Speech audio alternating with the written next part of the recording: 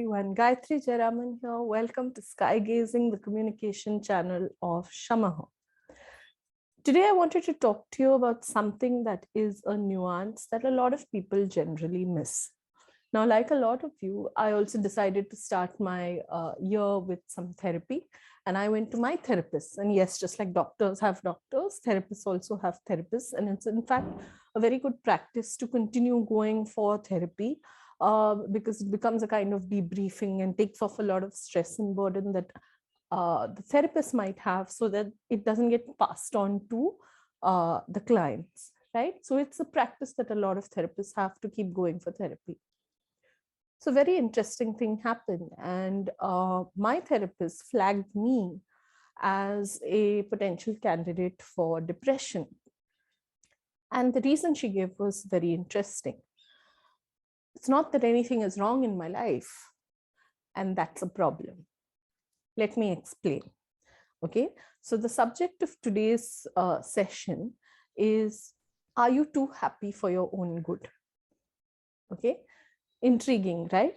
Let's get right into it. Okay, so here's the thing. What my therapist said was, you have no chink in your armor. Okay, what does that mean? Basically, all beings, and that's something that the Buddha has taught us, that suffering is the first noble truth. Okay, everybody has suffering, no matter who they are. Every being that has come into existence, it can be a little insect, it can be a bird being chased by larger predators, it can be human beings struggling through the cycles of samsara, right? All of us have some sort of worry, stress, trigger. Now, what happens is, when you become a person who's constantly putting up this appearance of everything in your life being fine, that is, I have no stress, I have no trigger, I have nothing wrong in my life, there's nothing I need, there's nothing I want, right? What you are very clearly lying. And you may not be consciously lying to others, you may be consciously lying to yourself, unconsciously lying to yourself, because you're sort of scanning your conscious life for signals and saying, look, there's nothing wrong, I'm not bleeding, I'm not wounded, I'm not hurt, I don't really need anything in my life, I have everything I need, so I must be fine. So you're looking just at the conscious surface level, and you are basically satisfying yourself that you're okay. But if suffering is the first noble truth, and the fact of suffering is inescapable for all beings, then there's a trap somewhere, then something is going wrong. Because the more you build up this armor, the more you build up this wall of appearing fine, that means there is something inside of you that recognizes what is not fine, and that is shrinking back from expression. Okay, so it could be something minor. It could be like, oh, the plumbing is gone and I'm not able to get a plumber and he's charging me too much. There's some complaint we all have in our lives. It can be a small thing, it can be a big thing. But if you are training yourself to never complain, to never give voice to what is going wrong in your life, to not have desires that you are being disappointed or that are going unmet, friends, relationships that don't have something off on them, if everything is all hunky-dory and rainbows and squirrels and unicorns and butterflies, there's something either wrong with the perspective or the input.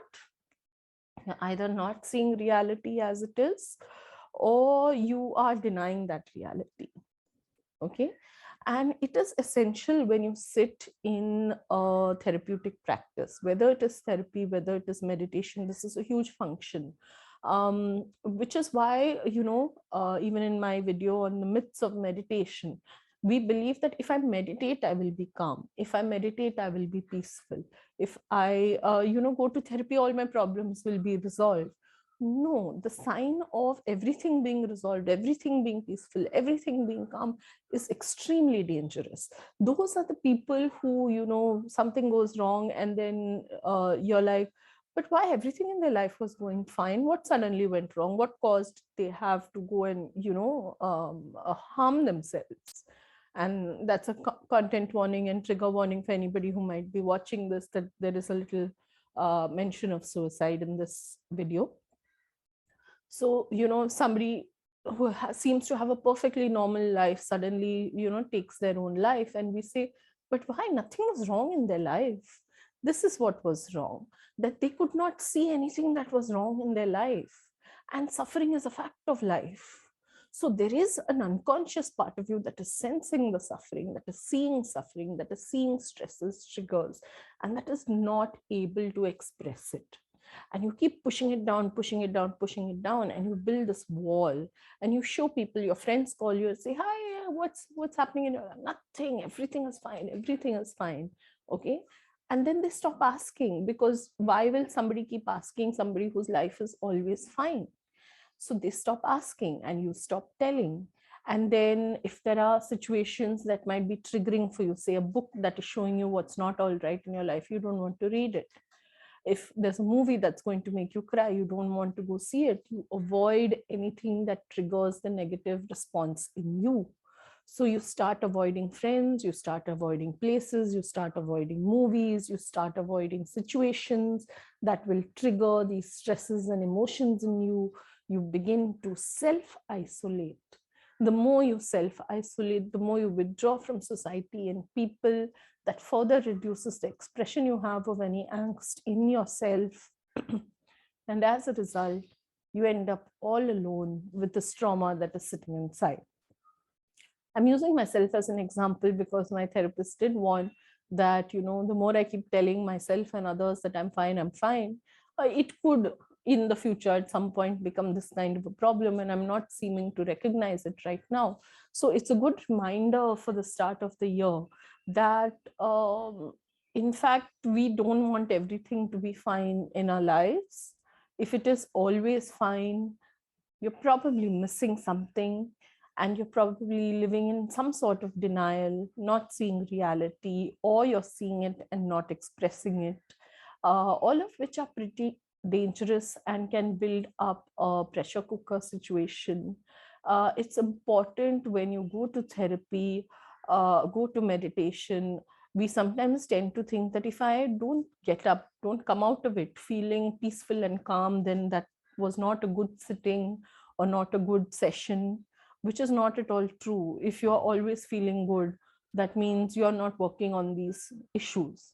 So it's also a reminder that pain is good, stress is good. They serve a purpose in our life. They remind us to be real.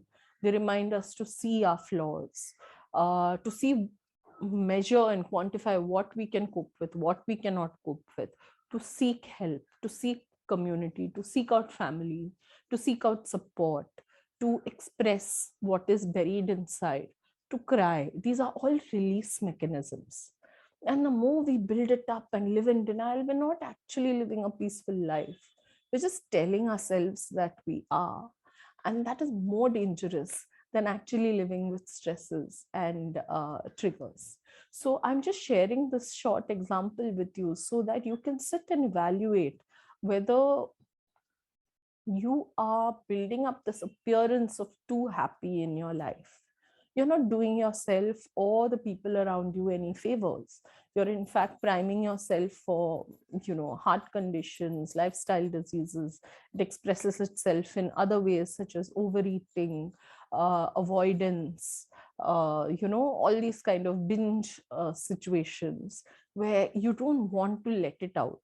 So you keep it inside, like as Freud described, like a caged animal that is, banging at the basement door. So it's important sometimes, we tell ourselves, "Oh, I don't want to talk about all these difficult things in my life. I don't want to come across as somebody who's complaining."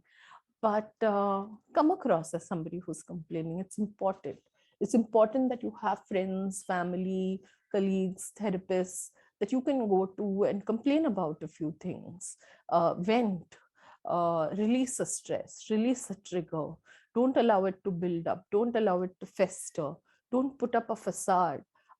Have somewhere for this existential angst to release itself, to reveal itself. Don't insist that everything around you always be, conflict free and happy, because that is what really becomes the seed of future depression. And by then you will have isolated yourself so much that you will have no one to take it to.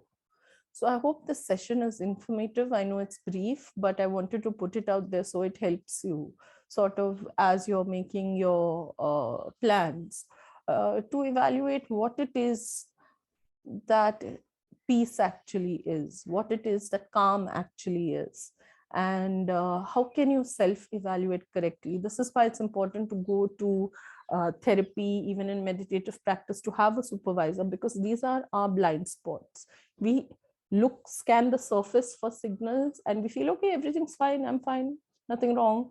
But when you go to somebody else, you say, hey, hang on a minute, this is looking too clean, this is looking too clinical, something's wrong.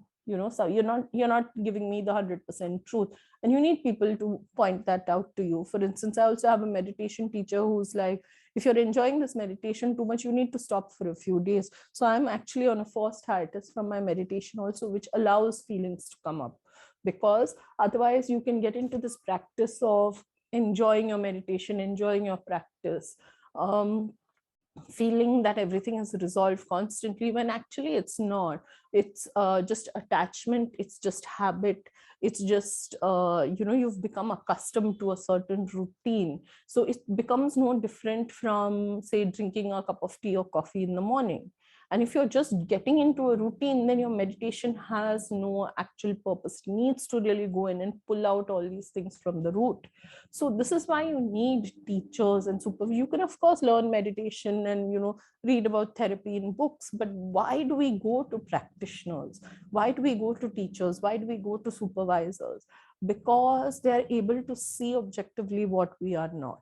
And it's an essential and integral part of the whole therapeutic process. So I hope this helps you in planning out your own therapeutic practices for the year.